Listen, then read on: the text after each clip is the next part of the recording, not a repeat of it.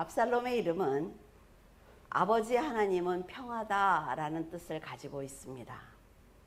그는 그런 이름을 가지고도 하나님 아버지와 자신의 아버지와 화평하지 못했어요. 은혜 안에서 평안을 끼치는 사람이 되라 라고 간절한 마음으로 아버지가 이름을 지어주었지만 그는 이름대로 살지 못했습니다. 저는 봄춘의 말글쑥이거든요.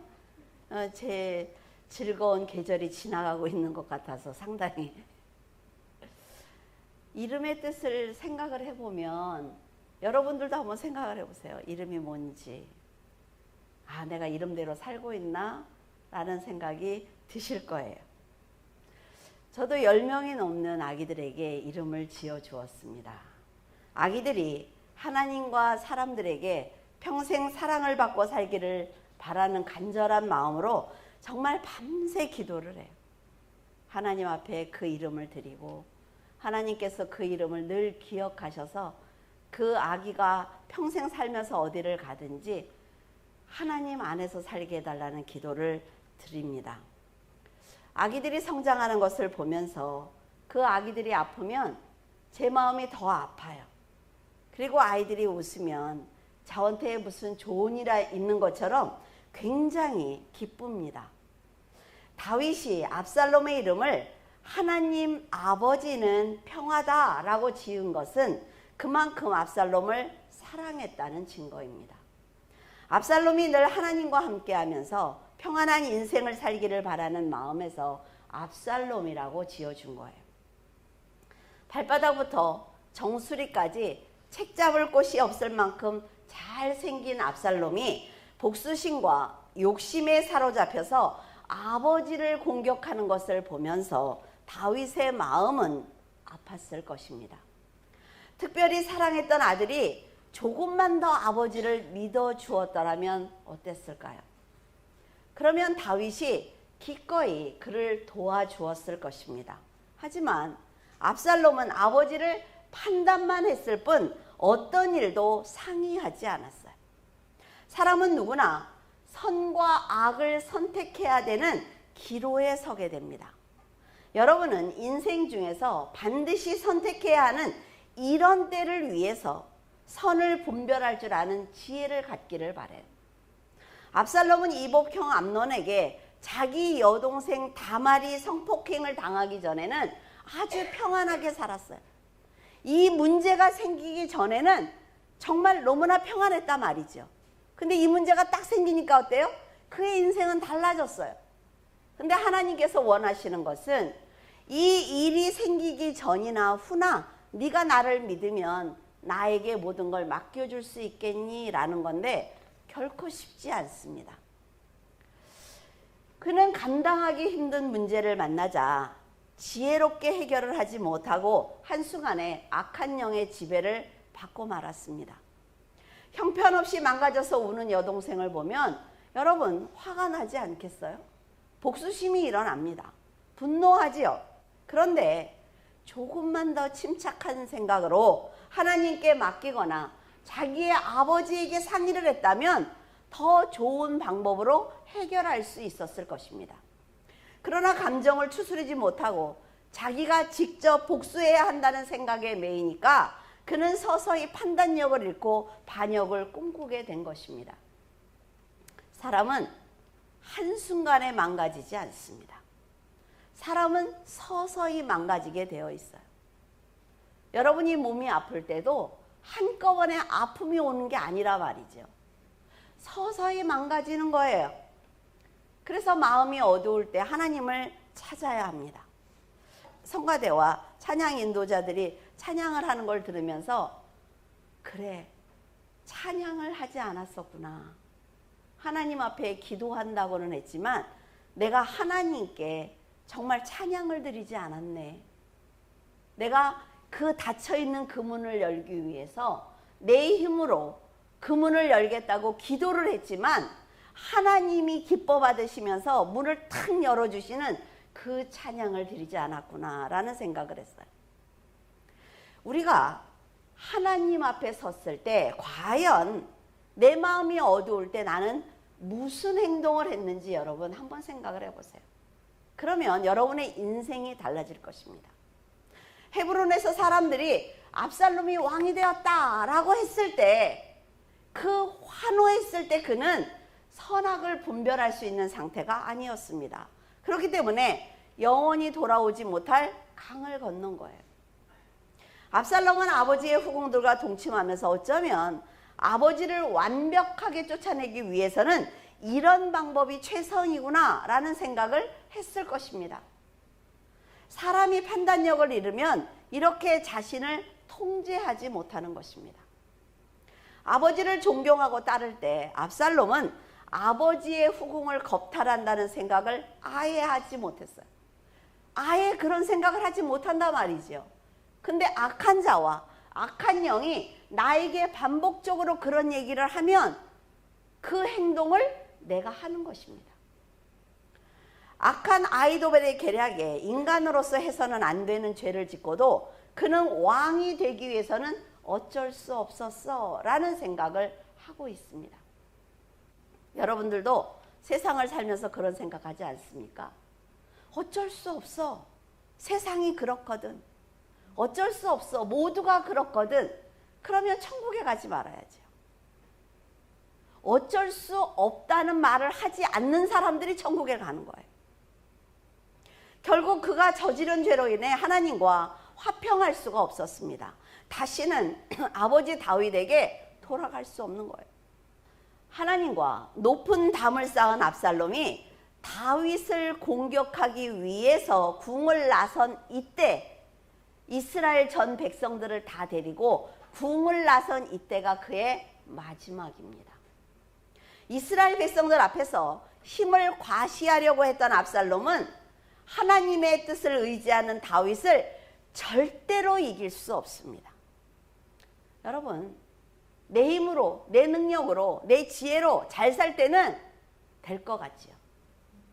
그러나 절대로 되는 것이 아니에요. 악한 선택을 해서 내가 악한 자리에 있을 때는 절대로 그것이 마지막으로 가는 길이지, 이 사람들이 많으니까, 내가 가진 게 많으니까 할 수 있어, 천만에. 그리고 하나님과 화평이 깨졌을 때 하나님께 받는 진노의 심판이 얼마나 무서운지 그는 마지막 순간이 되어서야 알게 되었습니다. 만약 압살롬이 서운한 마음을 하나님께 아뢰었다면 사람의 서운한 감정을 이용을 해서 그 사람을 밑바닥까지 끌어내리는 사탄의 도구가 되지 않았을 것입니다. 사탄은요, 일방적으로 일하는 거 아니에요. 여러분들이 돕는 것입니다. 서운한 마음을 가지고, 혈기를 가지고, 내가 하는 행동과 말을 가지고 일하는 거지, 절대로 사탄이 선하게 살기 위해서 노력하고 하나님 앞에 있기 위해서 노력하는 사람들을 함부로 할 수 없다는 거예요. 다윗이 위대한 왕이며 믿음의 사람이라고 하지만 그가 실수한 부분이 분명히 있습니다. 여러분, 부모라 그래서 다 잘하는 거 아니에요. 선생님이라 그래서 다 잘하는 것 아닙니다. 목사라 그래서 완벽한 것 아니라 말이죠. 그러나 압살롬은 아버지의 삶을 통해서 하나님을 만나고 배웠습니다. 자, 앞선 사람이 있기 때문에 뒤에서 따라가는 것이지 내가 스스로 다 알고 깨닫고 가는 것 아니라 말이죠. 아버지의 연약한 부분이 있다는 것 분명히 압살롬도 보았을 것입니다. 그럴 때 감싸 주었다면 훨씬 좋은 결말을 맺었을 거예요. 자기의 생명을 잃는 불행한 일은 절대로 일어나지 않았을 것입니다. 자신을 그토록 사랑했던 아버지를 실망시켰던 압살롬은 마지막 순간에 회개할 수 있는 기회조차 없이 죽고 말았습니다. 이것이 바로 하나님의 진노라 말이죠. 나 오늘만 이렇게 살게. 나 오늘만 이렇게 막 살게. 너무 화가 나니까. 하지만 그 순간에 부르시면 어떻게 할 겁니까? 부모를 배신하고 돌이키지 않는 사람은 큰 책망을 받게 되기 때문에 성도들은 아주 특별히 조심해야 돼요. 여러분, 그런데 전제 조건이 있습니다. 그래, 내가 부모니까 나한테 무조건 잘해. 아니요. 부모가 부모로서 본을 보이고 부모가 하나님을 자녀에게 알려줄 때 하나님은 부모를 공경하라고 말하고 있습니다. 그렇다고 또 믿음이 없으니까 막 대야지. 그건 아니죠. 이게 분별이 잘 안 돼가지고 꼭 물어보러 오니까 힘들어. 5절에 왕이 요압과 아비새와 이때에게 명령하여 이르되 나를 위하여 젊은 압살롬을 너그러이 대우하라 하니 왕이 압살롬을 위하여 모든 군 지휘관에게 명령할 때 백성들이 다 들으니라. 다윗은 출정하는 요압과 아비새와 이때 장군에게 내 아들 압살롬이 잘못하기는 했지만 그래도 나를 생각해서 살려달라고 부탁을 했습니다. 아버지를 죽이려고 혈안이 되어 있는 아들과 그런 아들을 용서하는 아버지의 전쟁은 이미 승패가 갈린 거예요. 그래서 우리가 지금 하나님께 어떤 마음을 보여드리느냐 하는 것이 너무나 중요한 것입니다. 지금은 자녀를 해치는 부모들이 있다라는 뉴스를 보게 됩니다. 하지만 정상적인 부모라면 자녀를 죽이려고 노력하지 않아요. 최선을 다하지 않습니다. 다윗이 압살롬을 살리기 위해서 최선을 다하는 이 와중에도 살인의 기회를 놓치지 않는 요압의 악함을 보게 됩니다. 요압은 압살롬처럼 군사를 동원해서 다윗을 공격하지 않았을 뿐이지 다윗을 괴롭히기 위해서 늘 호시탐탐 기회를 엿보고 있었죠. 그는 다윗이 어떤 마음으로 압살롬을 살려달라고 부탁하는지 알고 있습니다. 그런데 생각해 보니까 자기에게 이득이 없다 말이죠. 그러니까 다윗의 간곡한 부탁을 외면하고 압살롬을 죽이고 말았습니다. 이처럼 성경은 끊임없이 사람들의 선과 악함을 우리에게 솔직히 보여주고 있습니다. 여러분, 성경책이요, 예수님을 믿으면 복받아, 이렇게 착한 사람들만 있어, 이러지 않아요. 모든 인간들의 다 죄를 꺼내서 일일이 알려주고 있단 말이죠. 하나님의 뜻이 무엇인지 선한 선택을 할 수 있도록 우리에게 기회를 주고 있는 거예요, 성경이. 압살롬은 다윗의 아들이기 때문에 다른 사람보다 돌이킬 수 있는 기회가 많았습니다. 그런데 그는 번번이 악한 길을 선택한 거예요. 아버지의 신앙을 흉내라도 냈다면 이렇게 최악의 상황을 맞이하지는 않았을 것입니다. 여러분은 혼자 있을 때 그런 생각 하시지 않습니까? 저는 어려운 일이 딱 닥치면 예수님이 이때 어떻게 하셨지? 라는 생각을 꼭 해요. 그러면 그 반경에서 멀리 나가지는 않는단 말이죠.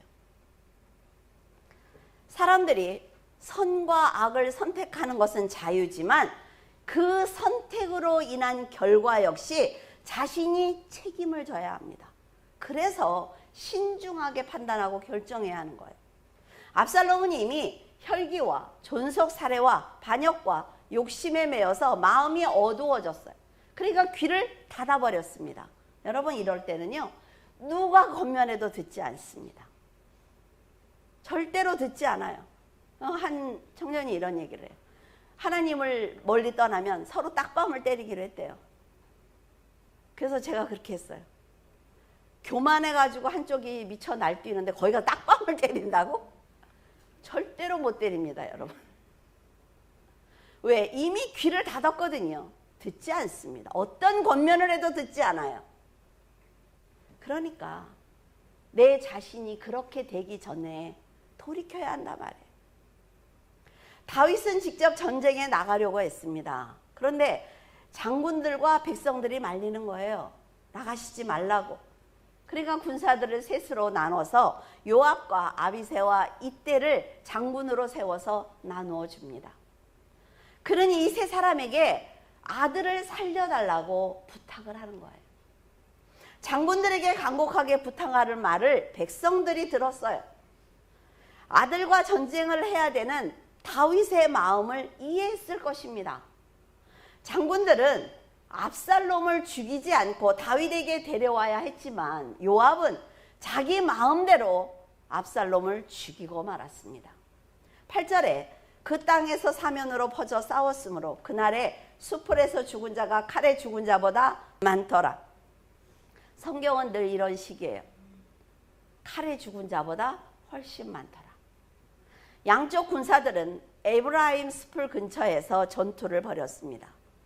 이스라엘 군사들은 이 지형을 자세히 알지 못했어요. 그러니까 그 숫자만 믿고 건너온 거지요. 자, 이 숲풀에서 2만 명의 군사들이 싸워보지도 못하고 죽었다라고 성경은 기록하고 있습니다. 칼보다 숲풀에서 죽은 자가 많다는 것은 다윗의 군사를 피해서 도망가던 압살롬 군사들이 숲풀에 있는 구덩이나 벼랑을 발견하지 못하고 죽었다라는 얘기예요. 만약 압살롬의 군사 2만 명이 다윗의 군사들과 맞붙어서 싸웠다면 다윗은 크게 패배했을 것입니다. 하지만 하나님께서 다윗을 이기시게 하는 방법이에요, 이게. 자, 다윗이 뭐 했습니까? 숯불 더미를 만들었어요? 벼랑을 만들었어요? 그렇지 않아요. 하나님께서 환경을 조성하시는 거죠. 그쪽으로 미는 거예요, 그들을. 우리도 마찬가지라 말이죠. 우리가 세상에서 하나님만 믿고 하나님을 의지하고 최선을 다해서 살면 하나님께서 곳곳에 만들어 놓으신 숯불 더미와 벼랑이 있습니다. 그것이 사람이든 환경이든 시간이든 상관없어요. 하나님께서 그것을 이용해서 나는 아무것도 하지 않는데 하나님이 이기게 하시는 거예요. 자, 이런 하나님과 살고 있단 말이죠. 근데 우리는 그 하나님한테 간구하지 않습니다. 내가 못하는데 하나님은 어떻게 해? 내가 이렇게 힘드는데 하나님이 할 수 있는 게 뭐 있어? 내 눈에 미래가 안 보이는데 하나님이 어떻게 미래를 열어줘? 이게 우리란 말이죠. 그런데요, 하나님께서 다윗의 생명을 보호하시는 방법으로 이렇게 기가 막힌 전략을 짜십니다. 압살롬은 다윗의 군사와 마주치자 놀래서 노새를 타고 도망하던 중에 그의 평상시의 자랑이었던 머리끝부터 발끝까지 너무 아름다워서 흠잡을 데가 없었대요. 그 자랑이었던 머리카락이 상수리 나무에 걸리고 말았어요. 공중에 매달려 있는 그를 버리고 노새가 도망을 가버렸습니다. 그러니까 공중에 대롱대롱 매달렸지요. 그는 인생의 최대 위기를 맞게 되었습니다. 압살롬은 자신을 스스로 보호할 수 없는 처지가 되고 말았어요. 우리도 그렇지 않습니까? 직장이든 건강이든 우리가 나를 보호할 수 없는 때가 온단 말이에요. 감히 아버지이자 믿음의 사람을 죽이려고 했던 압살롬은 이제 나무에 매달린 채 자신을 위해서 아무것도 할 수 없는 나약한 존재가 되고 말았습니다. 그가 하나님을 위해서 일하다가 이런 고난을 당하면요, 하나님께서는 돕는 자를 보내주십니다. 꼭 기억하세요. 하나님을 의지하는 성도가 이렇게 아무것도 할 수 없는 상황을 맞이하면 하나님께서 직접 일하십니다. 압살롬이 상수리 나무에 매달려 있는 것을 본 요압의 부하는 곧바로 요압에게 이 상황을 보고를 했어요. 보고를 들은 요압은 다윗이 그렇게 간곡하게 부탁을 하셨는데 하나님이 우리에게 부탁을 하시죠. 너희들이 복수하지 마. 너는 혈기 내지 마. 내가 할게. 이렇게 했음에도 불구하고 소년에게 당장 왜 압살롬을 죽이지 않았느냐고 호통을 쳤습니다. 그러자 소년은 지금 당신이 나에게 은 1000개를 준다고 해도 너무 멋있는 아이예요. 왜 이 소년의 이름이 기록되어 있지 않은지 참 아쉬워요. 나는 왕의 명령을 따를 것이며 왕의 아들에게 손을 대지 않겠습니다 라고 대답을 합니다. 소년은 자신이 요압의 부하이지만 왕의 명령이 먼저라는 것입니다. 성도들은 소년의 이런 판단과 결정을 배워야 돼요. 성도에게는 사람의 명령보다 하나님의 말씀이 항상 우선이기 때문에 여러분들이 우선순위를 잘 정해서 행동해야만 합니다. 세상의 권력과 명예를 가진 사람이라 할지라도 그것이 하나님의 말씀에 벗어났다면 절대로 그 명령대로 행동으로 옮겨서는 안 된단 말이죠. 성도가 더 단단한 믿음을 갖기 위해서는 그들보다 진리를 더 확실하게 알고 있어야 돼요. 그리고 그 말씀에 날마다 순종하면서 살아내야 합니다. 여러분, 순종한다는 게 뭘까요? 열심을 내는 것입니다, 여러분.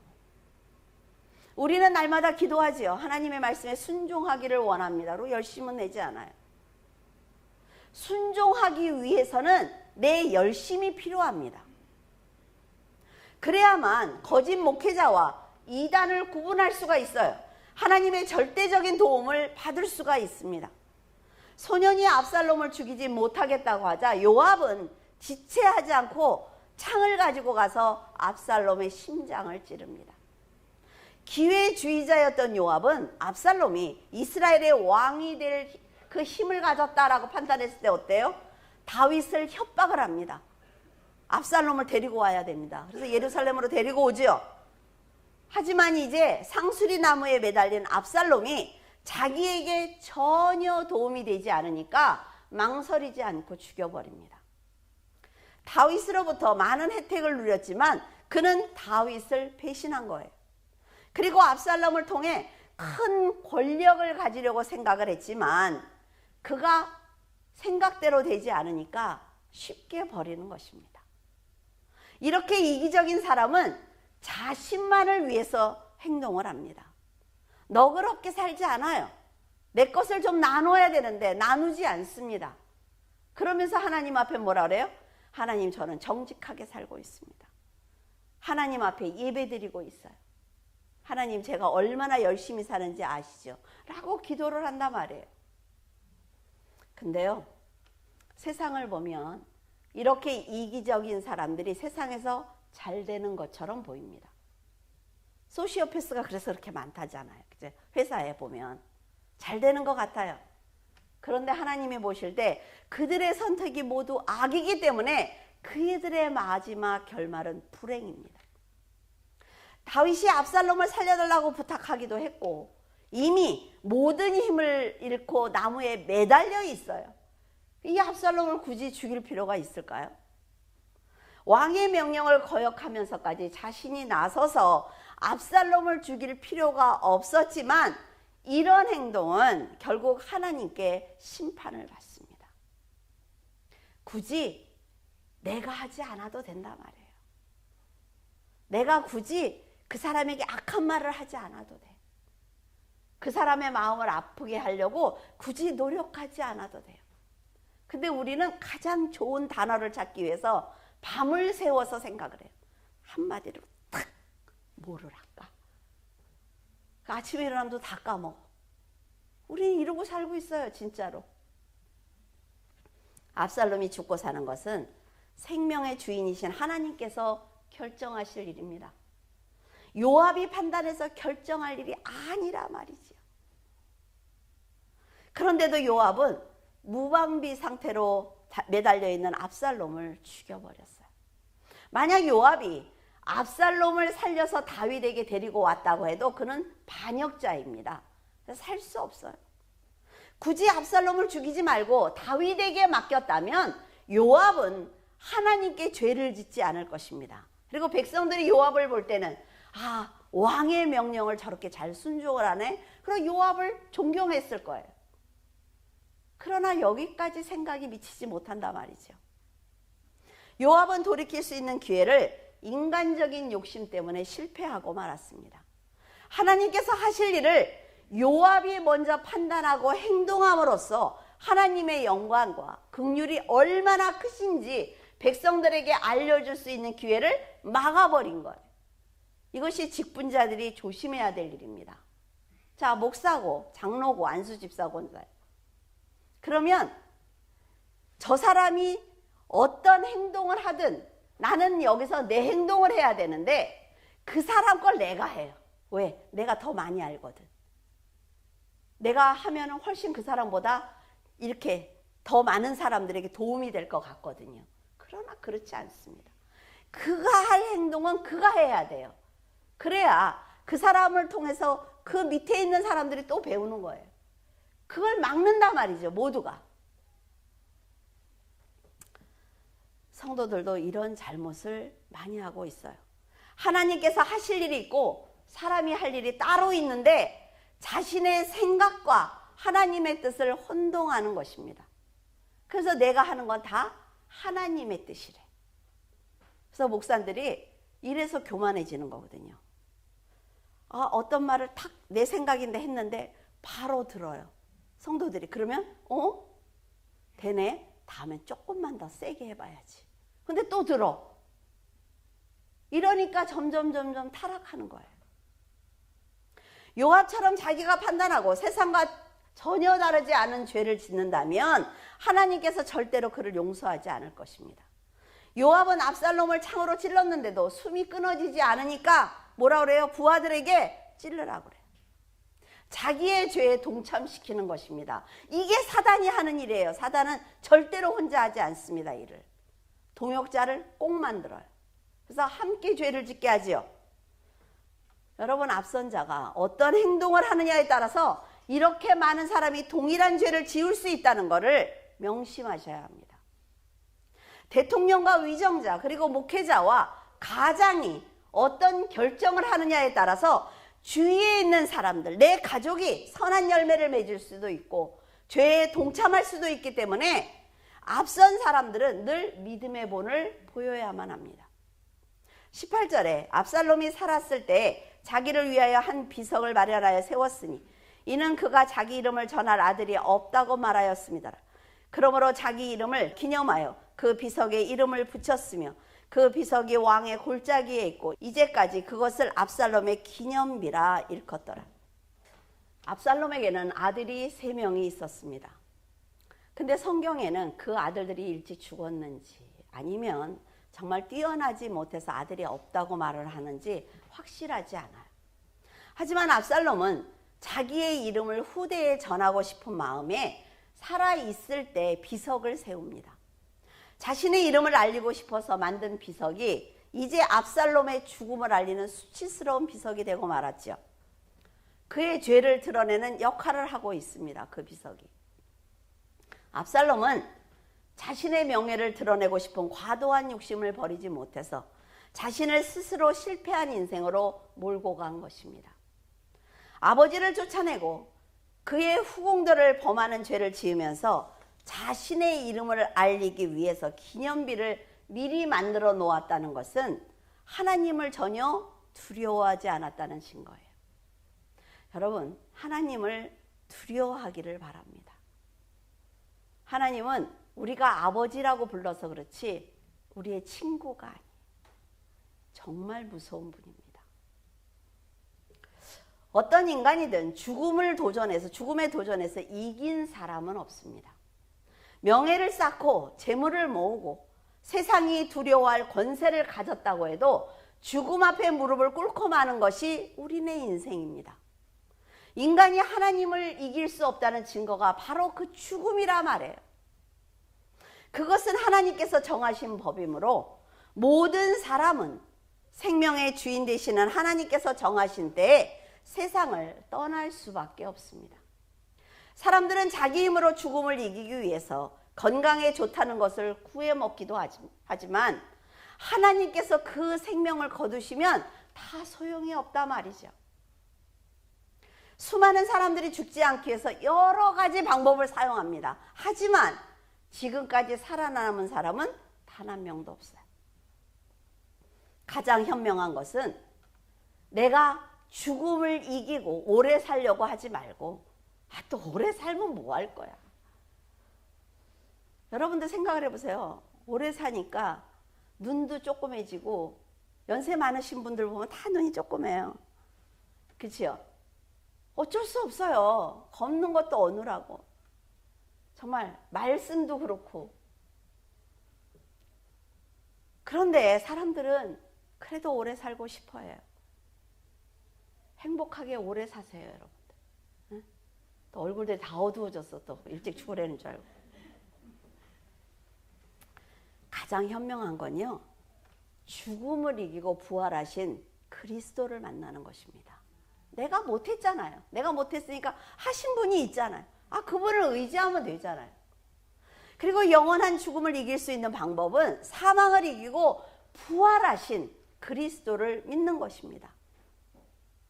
사후에 내가 갈 곳이 있는 것을 아는 사람들은요, 지금 그렇게 두렵지 않아요.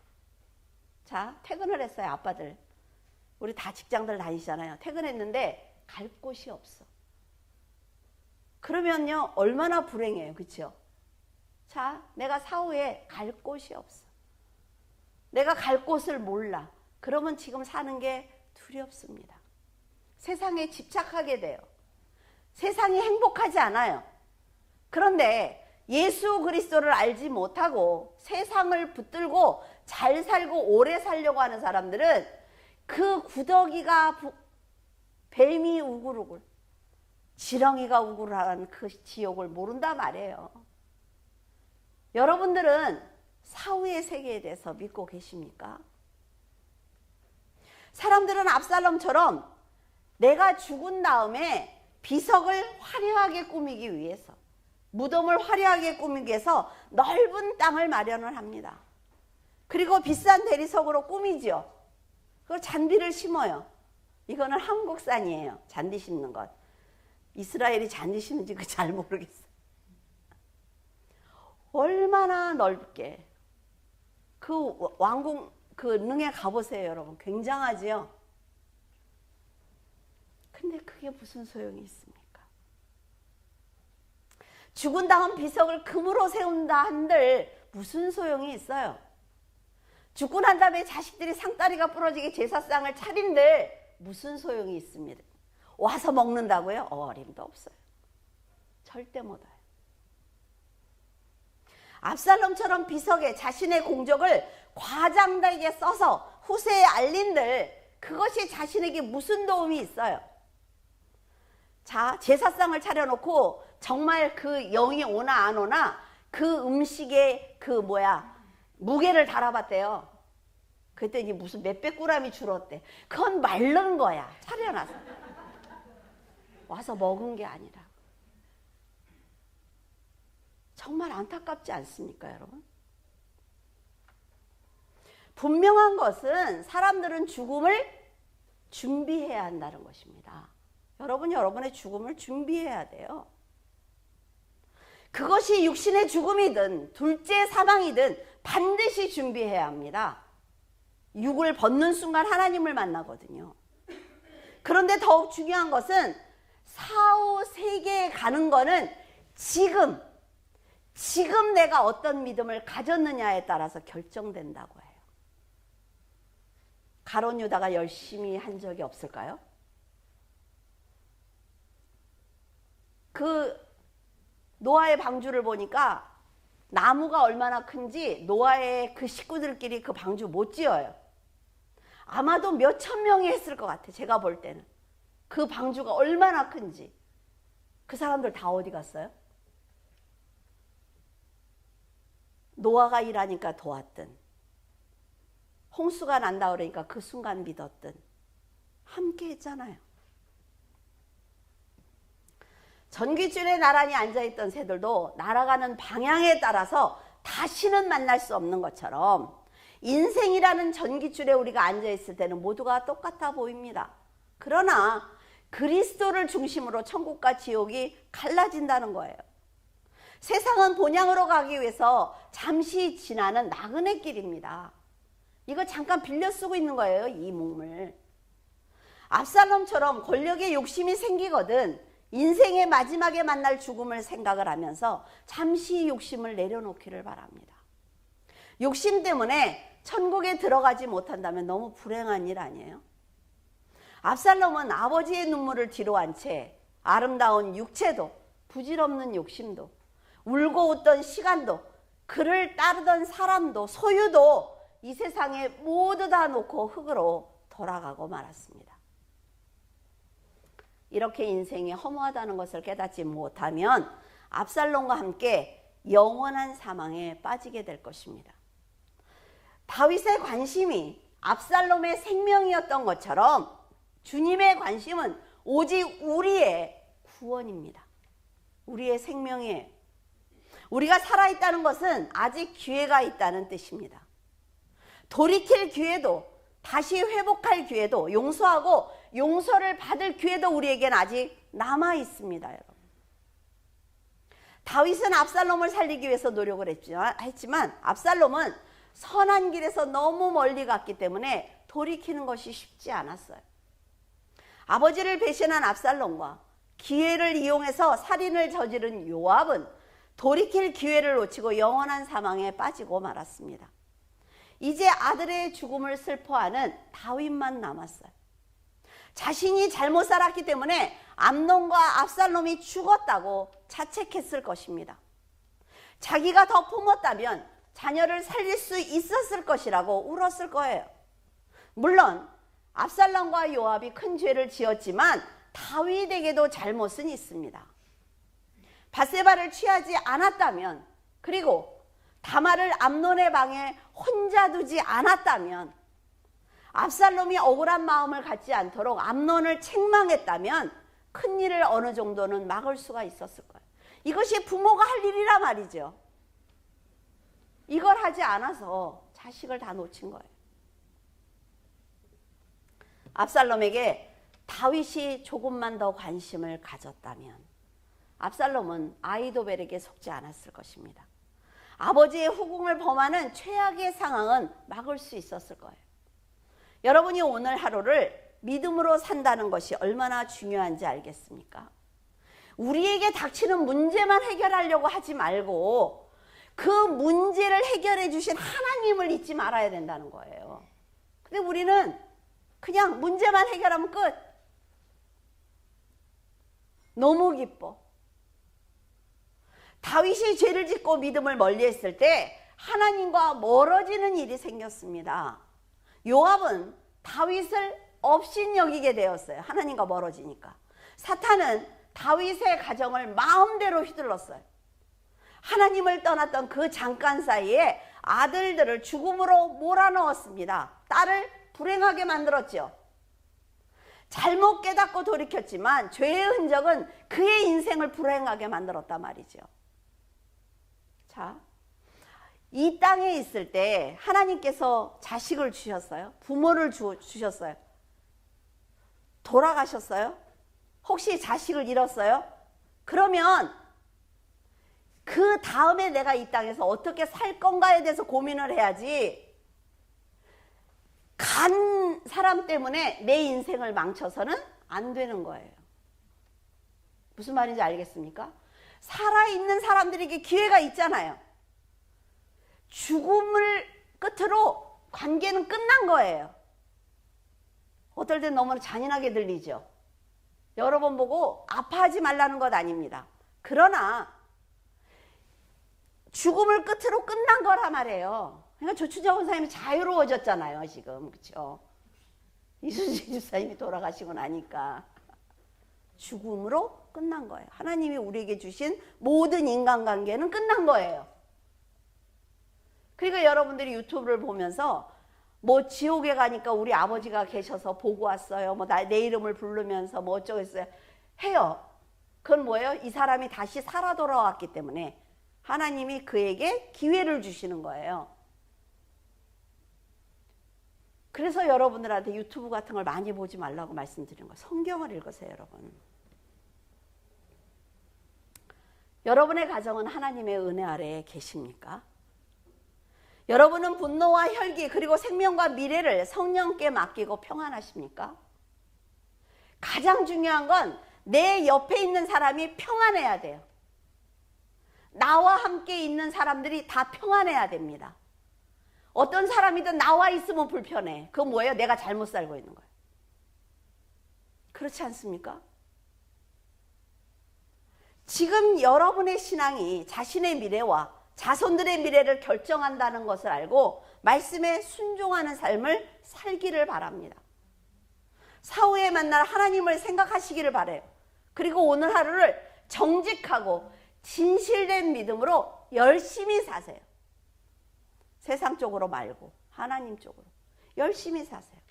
그러면 믿음을 지키는 거룩한 성도가 되실 것입니다. 기도하겠습니다. 하나님의 사랑을 그토록 많이 받던 다윗의 인생이지만 참으로 헛되고 헛된 인생이라는 것을 깨닫게 됩니다.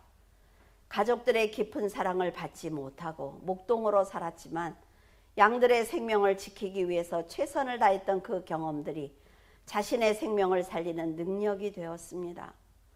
다윗은 세상의 왕에게 쫓겨다니면서도 사람들을 사랑했고 품었지만 결국 사람들에 의해 많은 상처를 받는 것을 보면서 참 사람의 인생이 부질없다는 생각도 들었습니다. 베푼 사랑도 부질없고 인내했던 그 시간들도 부질없었습니다. 자식을 위해서 열심히 살았지만 자식들로 인해 받은 상처를 보니 그 또한 부질없습니다. 다윗에게 남은 것은 오직 하나님 한 분뿐입니다.